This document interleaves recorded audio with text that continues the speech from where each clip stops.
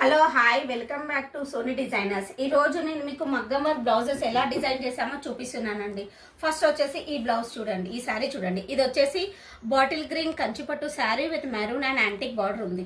So దీనికి వచ్చేసి నేను ప్లెయిన్ కాటన్ సిల్క్ బ్లౌజ్ తీసుకొని ఇలా బ్యాక్ లో ఇలా నెక్ లైన్ లో ఇలా మొత్తం మ్యాంగో డిజైన్ చేసాము. మ్యాంగో చిన్న చిన్న ఫ్లవర్స్ లీవ్స్ తో ఇలా డిజైన్ చేసామండి. మొత్తం యాంటిక్ అండ్ బాటిల్ గ్రీన్ తోనే చేసాం. ఇలా మ్యాంగోస్ ఉన్నాయి కాబట్టి ఇలా మ్యాంగోస్ యూస్ చేసాం.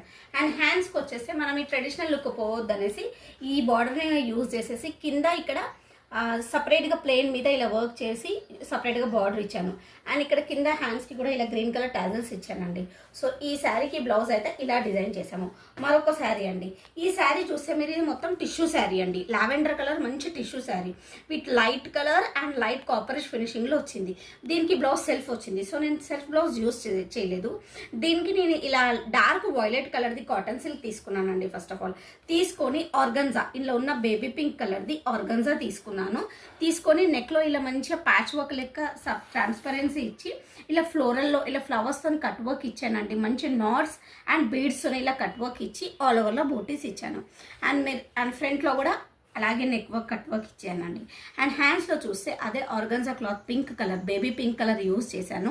ఇందులో పికాక్స్ ఉన్నాయి కదండి. సో ఆ పికాక్స్తోని ఇలా ఒక బంచ్ క్రియేట్ చేసి జర్దోజీ లైట్గా థ్రెడ్ టచ్ అప్ అండ్ స్టోన్స్తో డిజైన్ చేసాము.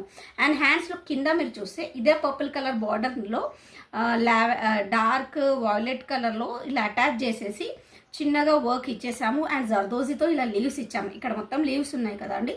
సో దీనికి కూడా ఇలా లీవ్స్ ఇచ్చాము. ఓవరాల్గా ఈ బ్లౌజ్ ఎలా ఉందో నాకు చిన్న కామెంట్ చేసి చెప్పండి. అండ్ ప్లీజ్ లైక్ చేయండి, షేర్ చేయండి అండ్ సబ్స్క్రైబ్ చేయండి. థ్యాంక్ యూ అండి.